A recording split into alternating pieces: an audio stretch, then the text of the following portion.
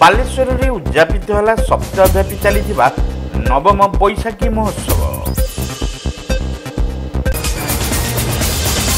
बालेश्वर सहर one and only authentic 1 and 2 gram gold forming jewellery showroom SJ jewels. आपण को मनपसंदर गहना नेबा पई आसंतु एसजे ज्वेल्स समाज ऑफिस तळ। दीर्घ 3 दशंधि ऊर्ध्वकाल पालन होई आसुथुबा बालेश्वर ईशाणी हाटपड़िया उड़ा यात्रा सार्वजनीन बासंती पूजार रजत जयंती और सप्ताहव्यापी रंगारंग संध्यारे सुसज्जित नवम बैशाखी महोत्सव उद्यापित हो जाइए। ईशाणी लवण सत्याग्रह स्मारकी स्टाडियम परिसर में आयोजित उद्यापनी संध्यारे बैशाखी महोत्सवर कार्यकारी सभापति कवि श्रीदेव पौरोहित्य रेमणार पूर्वतन विधायक सुदर्शन जेना, युवनेता विक्रम पंडा, युवोद्योगी मौसुम कुमार सिंह प्रमुख बरेण्य अतिथि भाव जोगदे वक्तव्य प्रदान करते। माटीर सपोर्ट रे एई माटीर समस्त साहाय्य सहयोग रे गुरुजन मानकर सबु गाँ सबु भाई भौणी मानकर सहयोग रे आपणकर एई अंचल रे माँ बासनीकर आशीर्वाद रे जहाँ भी अनुष्ठान गढ़ी उठी एई आपण मानकर सबु सहयोग पई आपण मानकर आशीर्वाद पई आ अगणे शुभेच्छा पई मु सेहिथि पई ए माटी निकट चिर ऋणी कहीं समस्त कहि सारलेनी। ए माटी कौन साधारण माटी नुहे, फकीर मान सेनापति माटी रे यही जो स्थान ए स्थान बहुत बड़ वार्ता विप्लव वार्ता बहन करे। यही रास्ता दे कि दिने रमादेवी राधादेवी गोपबंधु आमर आम अंचल वीरपुत्र जो पूर्णचंद्र जी मु देवाई सागर कथा होती परिवार रसापुर जो अनुष्ठान सृष्टि कर सी बालेश्वर में भी जेल 3 वर्ष थे, झारखंड में 5 वर्ष जेल थे। गांधी जो विदेशी वर्जन में से सामिल थे। आमर जो चरख जो अरटरे काटी खाओ कुटी पिंड से बाहर आम गाँ पाखे बस्तार सी मुख्य थे। तेणु आम एते महान आमर पूर्वपुरुष आम निजे गर्व अनुभव करा उचित जे आम यही माटी जन्म ग्रहण करचे एवं आम ईशाणी यही सुंदरी यही हसुपुर रसापुर गोपालपुर आम जन जन अधिवासी हिसाब से निजक अवश्य गर्व अनुभव करने आवश्यक रही। एवं जो दीर्घदिन धरिकी जो अनुष्ठान तिष्ठी ए अनुष्ठान आज भी गोटे महान दिवस जोटा कि रामनवमी प्रभु रामचंद्र पाखु तो बहुत किसी शिखिबार अच्छी। मु खाली गोटे पदे कहबी जे राम राज्य आ कहीं से आपण मैंने देखु 14 वर्ष धरिकी सारा भूखंडर शासन ना भरत बसिले ना रामचंद्र बसिले से राजगादी खाली रहा तथापि सी है राम राज्य। आजिकार नेता देखो टिकट न मिलने सुइसाइड करने बसुना जहाँ देखुली। बालेश्वर गाथा बालेश्वर अतीत को जे आम केते समृद्ध थिलु एठी मध्य आम साधव पुओ माने जाउतले दरिया पारी हे के बणिज करबा पई आज किंतु आम श्रीहीन हो पड़छ। आज ये मंच हमको शक्ति देछि जे चलंतु समस्त एकता सूत्र रे जुड़िया बा एवं आमर जो कला संस्कृति साहित्य थिला जो पूर्व पुरुष माने हमको दान रे दे जाइचंती ताकू आगु को नबा पाई पड़िबो। ये होछि मंचर द्वितीय लक्ष्य।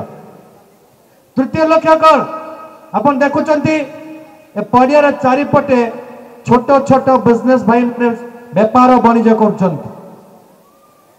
कोरोना परे जतबेले छोट बिजनेस बंद हो जाइछि मो लागे ये होछि एक प्रकृष्ट मंच एई भली बिजनेस को आगु को नबा पाई पड़िबो।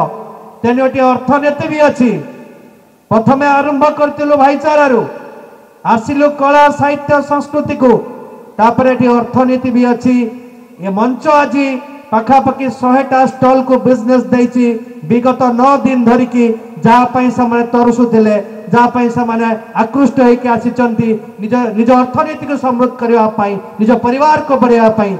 तेणु ये हूँ तृतीय लक्ष्य जहाँ 9 दिन धरिकी यह मंच साजित कर 12 तारीख रु 18 तारीख पर्यंत।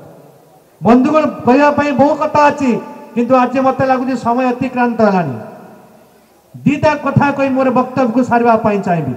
जो मैंने मो सामने बसचंती आपण स्वार्थ केन्द्रिक हूँ आपण परिवार केन्द्रिक हूँ किसी क्षति नहीं किंतु आपण को सामाजिक दायित्वबोध को मध्य आपण को मेंटेन करबा पाई पड़िबो। ये मंच रे जे वार्ता जाऊ जेते एठी बसिचंती एठी उकिल भी अछंती एठी व्यवसायी भी अछंती एठी साहित्य को जे आगु को नेचंती कवि भी अछंती।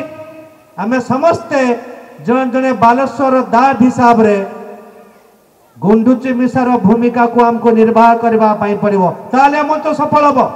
प्रारंभ में अनुष्ठान सभापति अशोक कुमार सेनापति और साधारण संपादक भागवत साहू उद्यापनी अभिव्यक्ति रखिथिबा बेले बासंती पात्र प्रकाशित बैशाखी स्मरणिका को समस्त अतिथि माने लोकार्पण करथिले। एही अवसर में स्थानीय प्रतिभावान व्यक्ति नवकुमार बारिक और मधुसूदन साहू को संबर्धित करा जायतिला। उत्सव में गीतिकवि रमेश बेहेरा स्वागत संभाषण रखिथिबा बेले डंबुरुधर दास शेष में समस्त को कृतज्ञता ज्ञापन करथिले।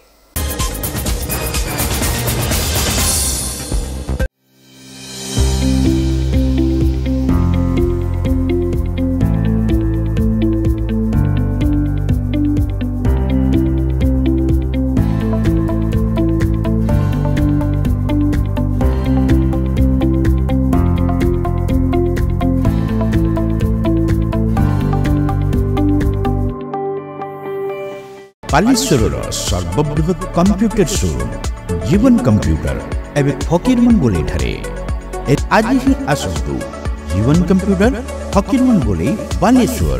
बालेश्वर सहरवासी भल खबर शॉप एंड सेव ऊपर महलारे खुली बालेश्वर प्रथम फूड कोर्ट फुर्सी शॉप एंड सेव ऊपर महला हीरो शोरूम पाख विवेकानंद मार्ग बालेश्वर। पाइप किनिबा पूर्वरु पाइप रो पारिबा पणिया उपरे प्रत्येक प्रश्नर उत्तर आमे दबु।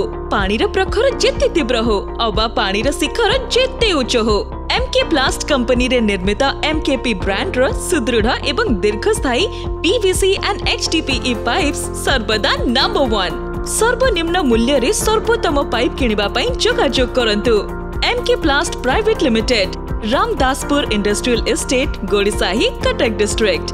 पिन 754006। कॉल करंतु 8637278439 किबा ईमेल करंतु admin@mkplast.in।